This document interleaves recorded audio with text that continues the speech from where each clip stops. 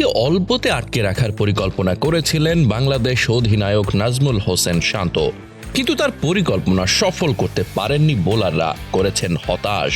22 June শনিবার নির্ধারিত 20 ওভারে 5 উইকেটে 196 রানের বড় সংগ্রহ পায় ভারত।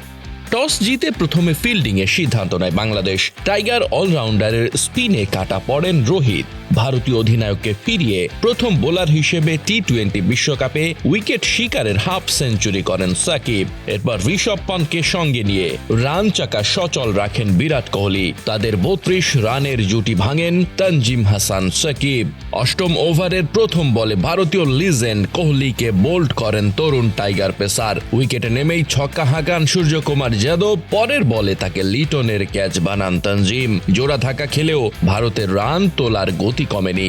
দুবেকে ইনিংসের শেষ বলে 4 হাঁকিয়ে হাফ সেঞ্চুরি পূর্ণ করেন তিনি।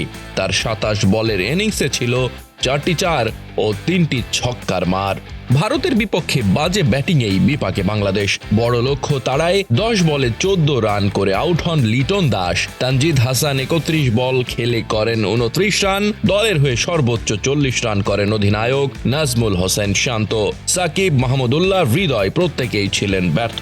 অভিজ্ঞতা যেখানে কাজে আসেনি সেখানে জয়ও থেকে যায় স্বপ্ন হয়ে। ধীর গতির ব্যাটিংয়ে বাংলাদেশের ইনিংস থামে 8 উইকেটে 146 রানে।